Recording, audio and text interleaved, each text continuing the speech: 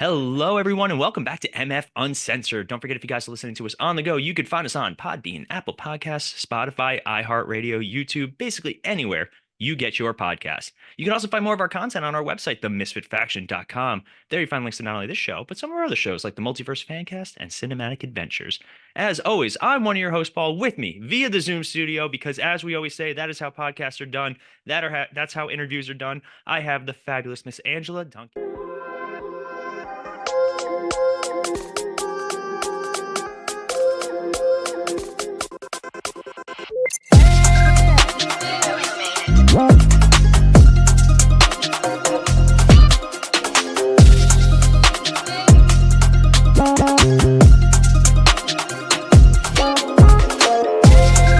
And Angela, how are you today? I'm doing amazing. Oh, that's great to hear. I'm so glad we got to connect. I'm really excited to chat with you. And I think our listeners are going to get a lot of value out of who you are and what you do. So, not that I'm trying to tee you up too hard, but why don't you tell our listeners just a little bit about yourself to start off? Yeah, absolutely. I like to start my story way back. I am a survivor of childhood abuse and poverty. And as soon as I was old enough to sign my own lease, I got out of that situation. And I've always been fascinated by numbers and by this tool that we call money. And so I thought if I went to school and studied money, that I would never have to live in that type of environment again. So that kind of started my journey. I took 5 years to finish school, was paying my own way while working 3 jobs. Finally finished school. I was a financial advisor during the tech boom. Didn't like that. And so then I thought real estate would be amazing choice for a career. And then the housing market crashed. Stayed in that for a long time, owned a top Remax office, left that, went to insurance, sold that company. And like you said, I host Empower Her Money podcast, which I launched 8 months ago. Wow. So 8 months of podcasting. It's funny because I have to sometimes take myself back and be like, I started podcasting probably about 7 years ago. We did our first episode, and the landscape itself has changed so dramatically. So for you though, podcasting 8 months, how did that experience start off for you? Yeah, so originally, when I sold my last company, I thought I was going to retire, and I got a little bored as entrepreneurs do. Hmm. And I have all of these years of money that I want to teach people. And so originally, the idea came of Empower Her Money just for me to do solo episodes. But what I found is everybody's got a money story and everybody can teach something. So why not use this amazing platform that's free to most people and share stories? And so that's kind of how it took off.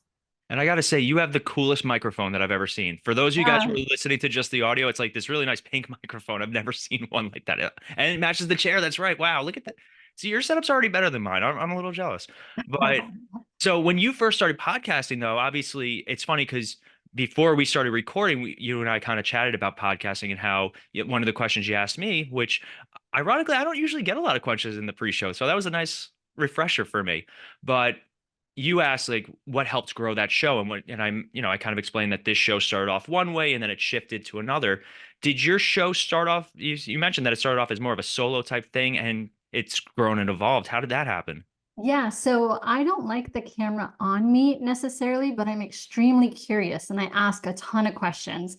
And so I was talking to one of my mentors, and they recommended I do a couple of solo to launch, but if I'm just not comfortable talking by myself, why not put other people on the spotlight, ask them questions and just have them share stories. So I have so much fun with it. Probably like you, I learned so much and I get to meet incredible people all across this world, and just podcasting is just a lot of fun. And it's so different now because it's so easy. Like, Mhm. we connected, by email from a Facebook group. Like, it's so much easier to connect with people. And really, I love hearing stories and I love hearing people tell their story. There's something just so passionate about people who are just talking about what they love to do. And you really sound like, I don't want to say it in like a weird way, but it sounds like you really love money. I do love learning money and I love teaching money because it's such a taboo topic, especially in other parts of the world, that if you just learn how to use the tool correctly, you can pretty much accomplish what you want in life. And so trying to take away that scariness from people and giving them some simple, basic information that they can implement, and then we grow from there. See, I like that you say that it's a taboo subject because it really is. Like, in school they don't teach about money until you're old enough to sign for a credit card. It is wild to think I can't buy a drink, but I can sign for $30,000 of student loans, and it's nobody's business. Right, absolutely. And it's interesting because as a woman, we've only been able to have our own credit card or our own loans for about 50 years. So just think about like in the 70s, a woman could finally apply for a credit card on her own without having a man to co-sign for her. That's wild to think. Like my wife and I, when we first got married, we honestly, we had trouble talking about money because it was something that we never had to deal with so strongly with a partner. Because when you get married, your finances change dramatically. So for somebody like us, what would be some advice that you would jump off like right away for people that do have trouble talking about money, especially with a significant other? Yeah, so I like going back to childhood and just kind of asking each other, what did your parents teach you about money? Because that will give you an idea of why you act the way you do today. Did your parents teach you how to earn money? Did they, were they self-employed, had their own business, brought you to work, or perhaps they would tell you things, like the typical money doesn't grow on trees, or we can't afford that, or you don't need that. I think the need part of it really stuck with me as a kid. So understanding where you come from first and sharing those stories and kind of laughing and making it a little bit easier to talk about money, that's the way that I would recommend that you guys start your conversation and then talk about what are your future goals. And so it kind of takes the pressure off of the money part of it. See, I like that because a lot of people think that money is such a current, like your thoughts on money are very current. Like the economy, inflation, like those things are definitely there and you have to take them into consideration. But I've never really thought about, my own childhood with money. So that's interesting to me because now as you were speaking, I was like, what did my parents teach me? And I'm very lucky. Both my parents actually were in banking. So Ah. I had a debit card when I was 10 and my parents were like, this is how you do it. I knew how to do a checkbook. People don't know how to do checkbooks anymore. Oh yeah, my daughter's in college and there are kids without jobs who wouldn't even know how to balance a checkbook. They don't even know what like an interest rate is. So that's amazing that your parents did that very early on. Oh, I learned about interest rates when we bought our house. It's funny you mentioned the housing market crash.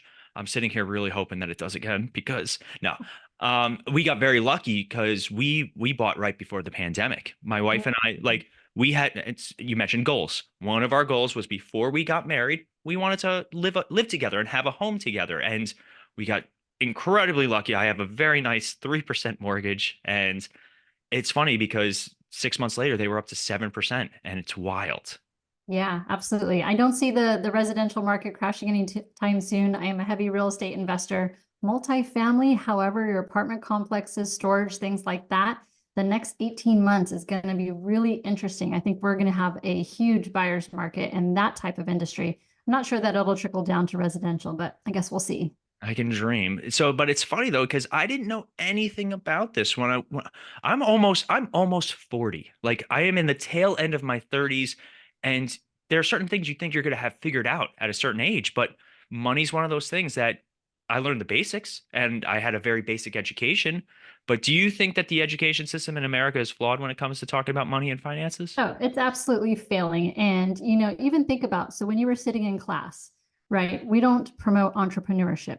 When Mm. you're sitting in a class, you are facing forward, you're taught to be quiet, to listen, to stay in uniform, and you listen to the leader that's in front of you. So if you, equate that to the corporate world, you're used to having a boss. You're not used to thinking outside of the box, being creative. Very few schools allow for you to have that creativity because they're very structured. And that's the way that they pay their teachers. It's the way that they get funding. So until that kind of starts from that top down, I don't know that we're going to see much change. So it really falls on us as parents to teach our kids very early, like you said, the debit card, putting your kids on a credit card, teaching them how to use it properly, growing their credit, putting money away for their Roth account after your retirement account.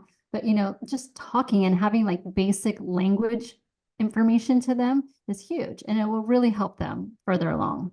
And that's the other thing. You mentioned having basic language. My dad worked for US Bank. He worked for US Bank for years to the point, and my dad is the hardest working guy I've ever met. Like his work ethic is insane. We're on vacation, he's taking work calls, and then he's coming to join us on the beach. Like he is always working and he loves it. He loves it. He's very passionate about it to the point where they were like, you have to retire. You're well past the threshold. And he's like, no, I'm not. I'm good. But he's explained to me what he does at US Bank or did because now he is retired. He's explained it to me 7 times, and I'm like, you have to use smaller words for me. I'm a simple man with simple taste. Please explain it to me in smaller words. Do you find that financial jargon, especially, can sometimes be a little intimidating? Yeah, especially when you're in the industry, because I did start off with Bank of America as my first job. So we had a Really? lot of jargon and a lot of initials that made sense to us, DDA, CDA, all of these things that most people wouldn't even know. So Right. yeah, you really have to simplify it. But I think same, like if I'm learning about AI, someone really has to simplify that. Otherwise, it's going way over my head. So just understanding your audience that you're teaching to. But I love teaching just simple and basic because I think more people need that type of education. So that reach is further. And then once you teach that, sure, you can go from there. But imagine if you just impact one person and you teach them some simple techniques that they do with their family, you're changing their life for generations. Oh, absolutely. I mean, I use this show as an example. So it's funny. I was just talking to the producer, aka the wife, and we were talking about the growth of the show and how the show has changed, especially recently with something like AI. AI is wild in what it can do. But I made it from like, here's the show now. I could hire someone and spend hundreds and hundreds of dollars to make this all look pretty and do graphics and do all these things. Or I can spend a couple of hours a week and just learn how to do this. And if you go on our YouTube channel, you actually see the videos progressively change and improve over time. And part of me was like, why don't I just get rid of the old videos? And I said, no, that's a great reminder of how far I've come. Mhm. So Yeah. I love the idea of there's a responsibility not only on the parents and family members to teach, but also for people to learn on their own. Yeah, we've got YouTube, it's free. You've got podcasting, it's free. So there's no longer any excuses about money, not learning about money because there's so much information that's available. And yes, it can be overwhelming, but find someone that speaks to you. Find someone who you understand that you can relate to and just watch them. And even if you just spend 5 minutes a day learning, it's just incredible what you're going to retain. So it's funny, you've now mentioned twice having someone, first you mentioned a mentor, and then now you just mentioned having somebody to learn for. It seems like having a mentor and having somebody in your life is important to you. Do you have like an actual mentor that you work with?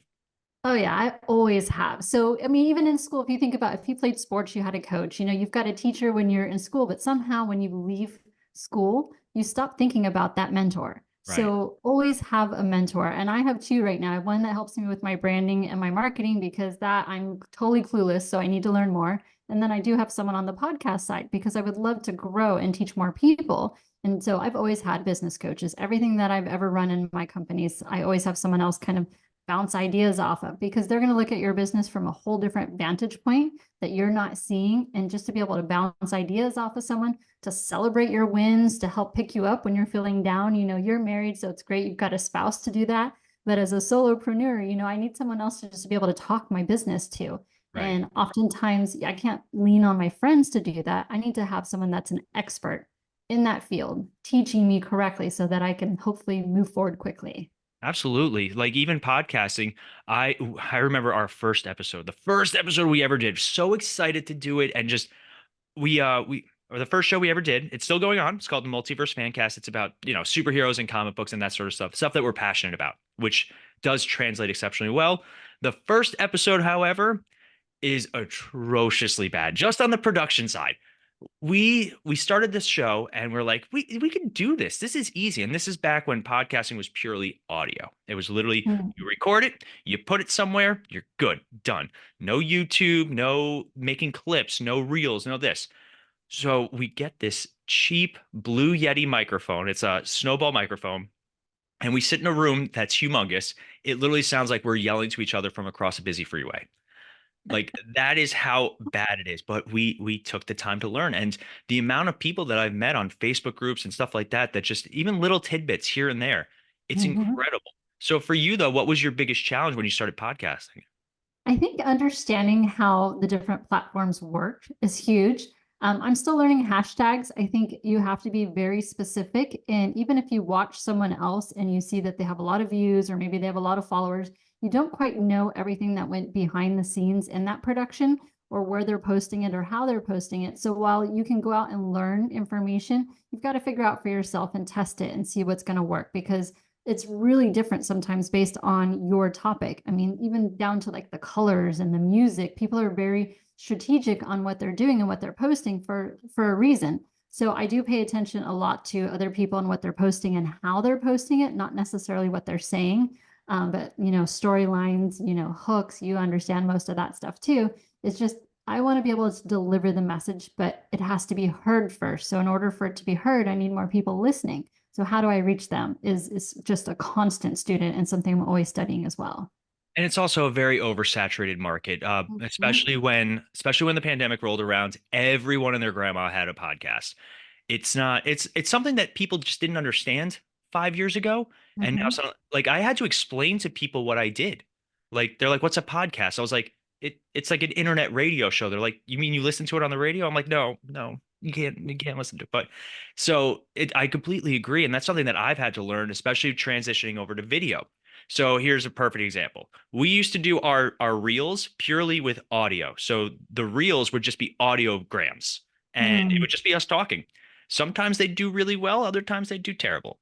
And then we switched to video. So I put it in a template, and those would do well, and then sometimes they wouldn't. And then we did one where it was literally with words, ends with video, and suddenly it exploded. Like that little tiny tweak. And then Mhm. it's like you said, it's changing the fonts, it's changing what's going on in the background. And even with videos, like usually when we do a YouTube video, it's purely just the video. Now I'm like, well, I have to do an intro. I have to do some graphics. I have to make it look cool and make it look pretty because we also live in the generation where it's like, ooh, shiny, and attention is all over the place. Yeah, and that's so interesting on your story too, because now when I tell people I'm a podcast host, I'm super excited. I'm usually animated. It's just who I am. And people look at me like, you're an influencer? I said, no, it's not the same. I'm not trying to influence anybody. I have a platform and I want to teach you about money. And they're like, why? So And so the difference is so funny. I love it. But like at the same time, it also starts the conversation, right?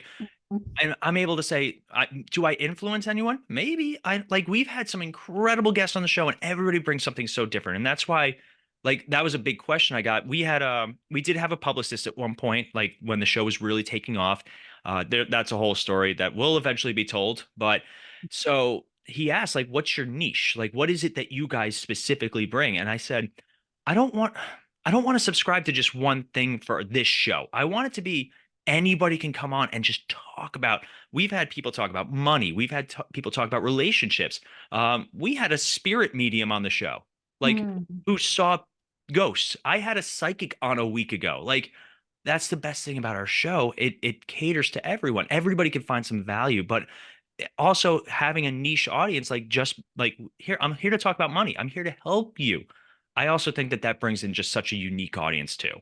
Yeah, and I'm sure we could have similar guests on each other's show, but we just talk about different topics. So I had someone who was a psychic, but she owns her own company. So I asked her, like, how did you start your company? What kind of expenses kind of surprised you? She's in New Orleans. And so there was like a flood one time she wasn't expecting. So that's a money thing. And then she says, I talk to people about their businesses when they're thinking about should I make decision A or decision B? And then she brings in her supernatural talents, as she says, and helps them make that decision. But it's still a business, it's still a business decision. And she still talks about money. So, the same guest can be on different platforms, but have different topics. So it's interesting because then we can all share in the guests. But I think, just for me, having the niche because I love talking about money, it just speaks to my passion. And I think that the people that make their passion into their business are some of the happiest people that you could ever find. I'm very lucky that I have a very stable podcasting is not my job. It is my thing that keeps me sane half the time, and I love doing it. It's my passion. And if it ever turns into a really strong monetary option, that's great. It is on track to do so. We just got monetized on YouTube, which was wild. But for me, like I'm very lucky that I have a very stable job and stable career that allows me to do this. Is it the best job? No, no. There are days where I come home and I'm just like, I'm miserable. I just like we want to just quit and just run away to like Italy or something crazy like that. But I think that people that manage to really find the passion in what they do, wherever, whatever they do, if it's their dream job, cool. If not, still cool. I think that the people that find their passion translate it very well into what they do. Yes, but you have to make sure you're making money from it too. So passions can be very expensive, but they can be profitable. It really, you still have to have that business mindset, tracking your profit, looking at your P&L statements, making sure that you're monetizing things that you can. I also do speaking, which helps to, fund my lifestyle while the podcast is still launching. But it's just, finding different avenues to promote it. I'm always out and about. I live in Miami and thankfully we can have like 6 networking events every day. And I just get out and meet more people, 4 million people in Miami, and they come from all different walks of life. So everyone likes to talk about money, but then they don't like to talk about money. So it's having fun. I think it's sometimes easier to listen to somebody talk about money because it's not my money. I don't have to worry Mhm. about it. Mhm. But for you though, like what has been your most successful way of promoting your own show? Yeah, just getting out. For me, it's getting out. And, I'm finding that I'm being a little bit more picky with guests because I can have 100 realtors apply for the show, but that doesn't mean it's helping my audience. And so I'm still keeping my audience in mind with the guests that I choose and approve to be on the podcast. And then, since it can be, I switched this year to sponsorship, so it's no longer free to come on my podcast. But if they come on the podcast, I still do expect for them to share. And I am very adamant about that. We do a pre-interview, making sure that they understand, video quality's got to be there, audio quality's got to be there. It's on Roku and Amazon, so I need the quality piece of it. And when we post it, you've got to share it. Otherwise, you're wasting both of our time if you're not sharing to your audience too. Yeah, so I ran into a similar issue because for me, I was really doing it just for the funsies. Like I was just having a blast. And like I said, our podcast, this show specifically took off fast and it took off hard. And it still gets great traction. We get great numbers. This show is the reason that our YouTube channel did get monetized. So I'm very grateful for all that. But there was one interview that I did, and I had to do it because the publicist that I was working with was like, hey, I'm going to get you on shows, but I'm also going to bring people to be on your show. And it's just that's how this works. You'll get numbers, you'll get this, sponsorships, the whole nine, but there are certain people that need to be on the show. Hmm. Like, okay, I totally understand that. Like, that's part of our business arrangement. We had a written agreement and all that stuff. I made sure because my dad didn't raise no fool. Like this, the second this started happening, I called my dad. I was like, "What do I need to do?" He's like, "You need to file for an LLC. You need to Mhm. put something in writing with you and your teammates, and if you're going to hire this publicist, you got to put something in writing as well." All Yeah. right, cool. That's a good And I start. would challenge you to make sure you have insurance for your LLC because you could interview someone, put a clip out there, and maybe they don't like it, maybe it gets them in trouble somehow. They can come back and sue you. So a liability policy, very important for all podcast people. See, I like that. And people have also suggested, doing waivers and which is always a possibility and something that I always think about. But 99.9% of the time when I have somebody come on the show, they want clips out there. They want all these things. And I've been very fortunate, but yes, I do agree a little extra protection probably wouldn't be a bad thing. But like I only had one interview where they didn't want to do the video. I was like, okay, like I won't record the video. They're like, no, we don't want to do video at all. I was like, all right, so that's like a phone call, and I'm already like, it's hard to gauge somebody when you can't see them, Yes. you can't interact with them.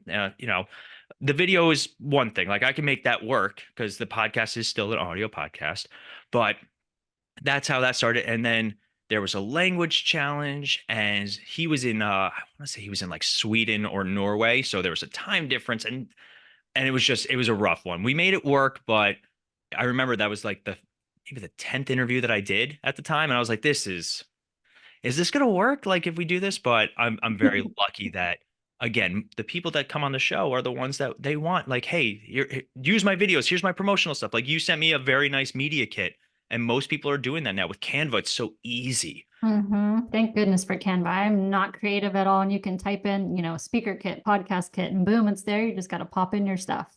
So it's funny because I wanted to do a nice Canva post from all of our shows for the holidays. So I make one and I'm like, I did a good job. Like this looks great. The producer looks at it and somehow she managed to make it better. And like she just by looking at it, she is amazing at it. I said, that's a marketable skill. Like nowadays, people want like even making a YouTube thumbnail is like an art form now. It's Mhm. wild. That's something I had to learn doing all this. Yeah, because like you said, the audience is huge, but so are the amounts of content creators. So you have to grab that person right away, and colors are so important. So obviously, I'm going to assume your colors involve pink. Oh, of course. Uh, I'm glad Barbie brought it back. I've loved pink for a long time, so I'm glad it's popular right now.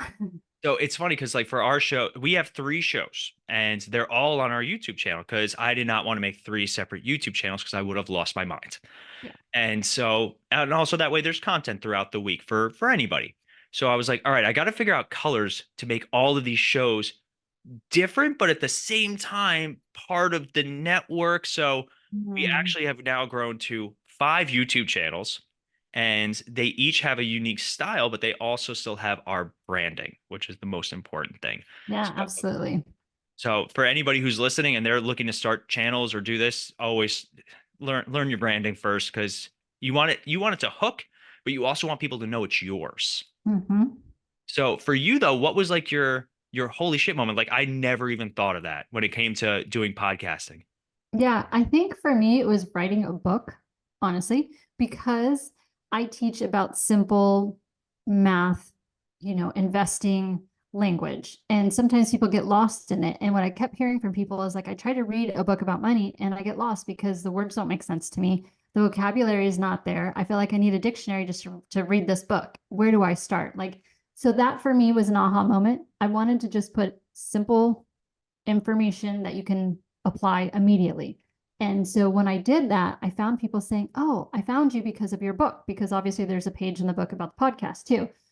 So I was amazed at how many people were either listening to my show from the book or had bought the book, and that's how they found me. So that built a lot of credibility for me. And it was really just taking the same things that I'm saying right here on the podcast and putting it in a paper format to reach different people. I was amazed. And that was kind of an aha moment for building credibility for me. Now, when I go to speaking events, I can say best-selling author, and they're like, wow, I mean, that's more amazing to them than being a podcast host. But you put a lot more time and energy in the podcast than I did the book, so it's incredible. So, well, with that being said, what is the name of your book? It's called Empower Your Money. I did have a book coach to teach me. My brand is Empower Her Money, but what I learned is the top 5 most searchable words, especially on Amazon, is you, your, money, guarantee, and sex. And so Huh. when I was picking out topics, I didn't want to put sex on my book. So it is Empower Your Money, which is 2 of those 5 words. I'm trying to figure out how that would work into the title anyway, but like my little brain is hurting. It's funny because like things like that, like Google Trends and finding the right hashtag. If you go on like I hate TikTok. I am the worst at TikTok. It is Yeah. literally my least favorite of all social medias, but obviously for the podcast, I post to it. And you watch people, they'll put hashtags on there that have nothing to do with what you're watching.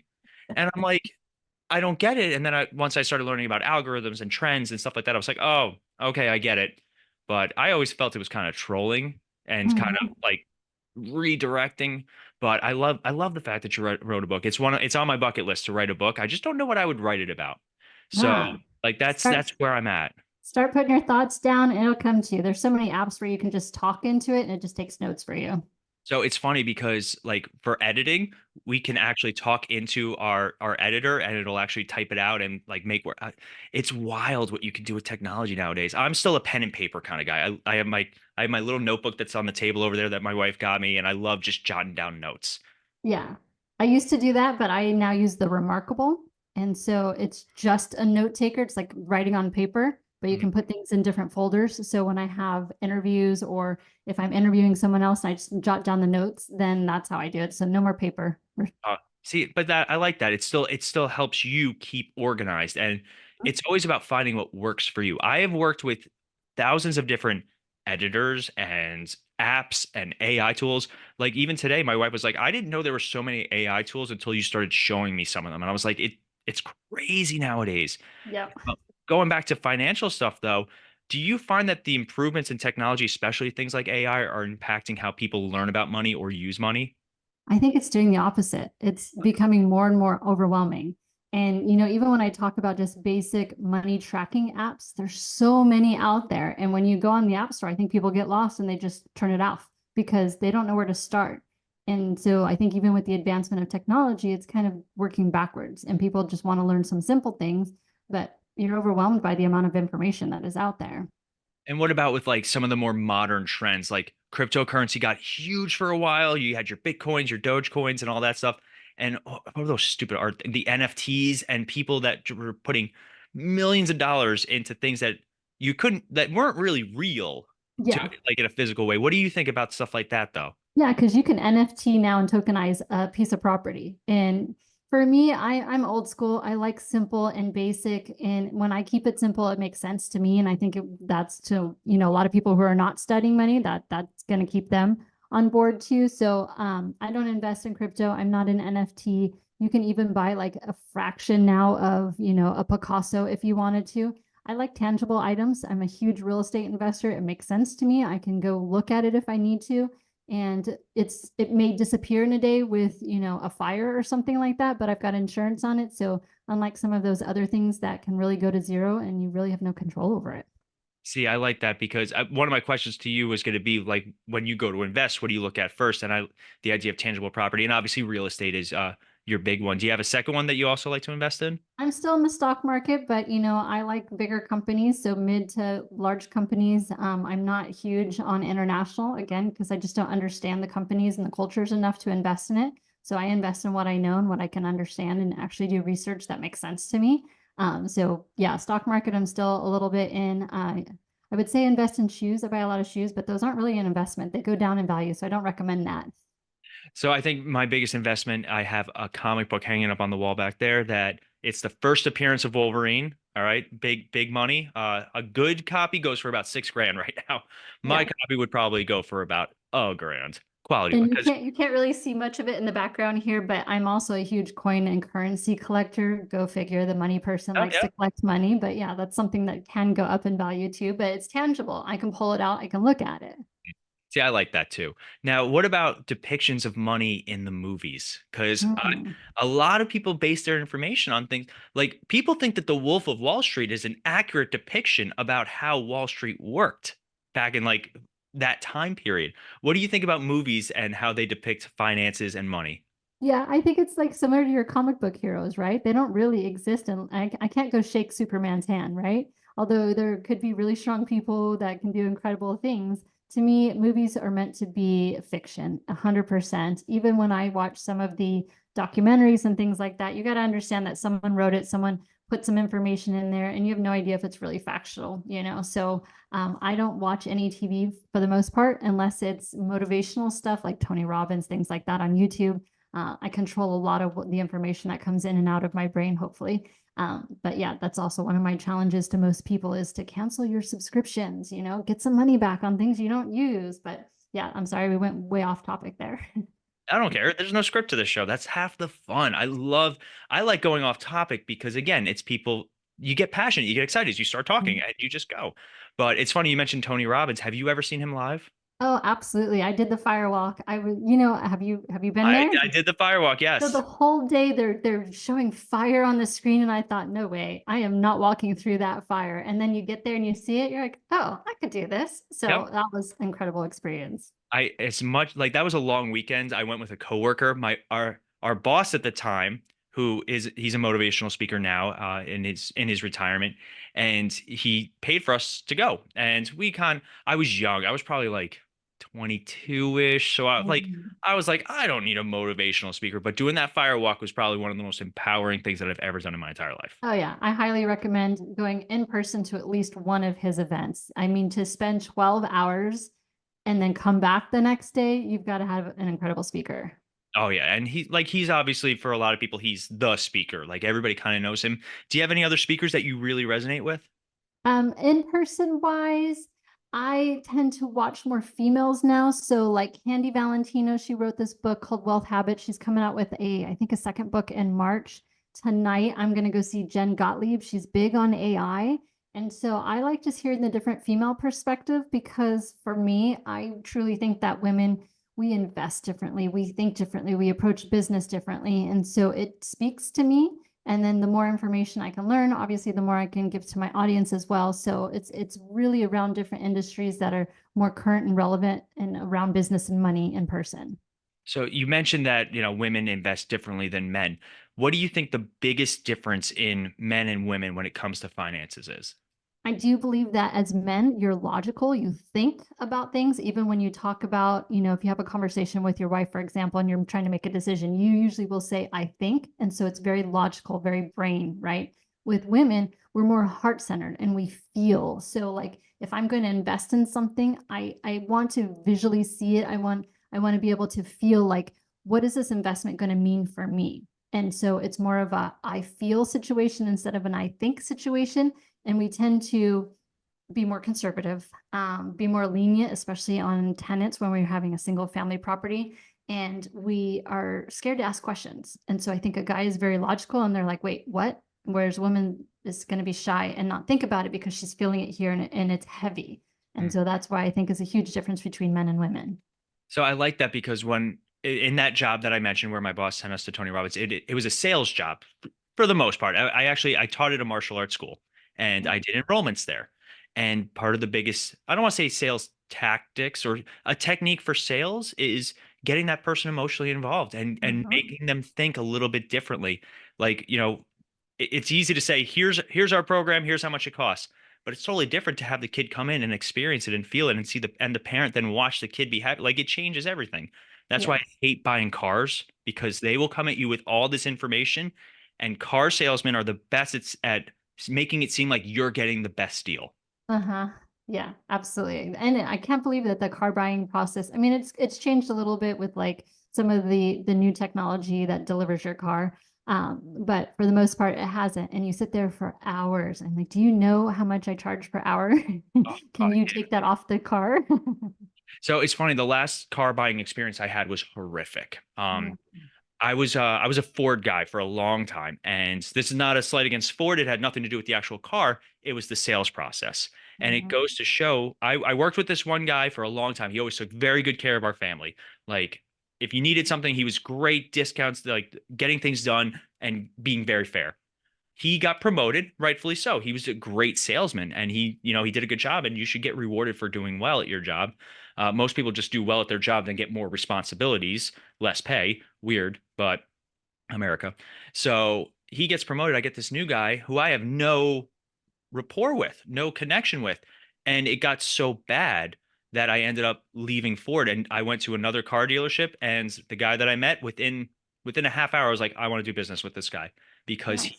because he connected with me the right way. And Hopefully it wasn't a brand new car. it was a lease. I leased this Okay. one. Yeah. Okay, good. All right. We're gonna have a conversation if it was. Oh God. I brand new cars are that's a whole other discussion. But Yes. unfortunately, we are getting towards the end of our time. Now, at the end of all of our episodes, we do like to play a little game. It's a rapid fire question game if you're interested in playing, of course. Let's do it. All right. So, what is a book or resource that has significantly influenced your financial mindset? The Traveler's, yeah, The Traveler's Gift was probably one of my early books, non-money related, because it talked about happiness and how we can control our attitude, and it's about the only thing in life we can control. Ah, yes, I love that. All right. What is one piece of advice for women looking to take control of their finances? Take the time to invest in your own education first before you make your investments. It'll help you feel a whole lot better. What is a budgeting tip that you find particularly effective? If you don't want it in your life, such as Starbucks, delete the app.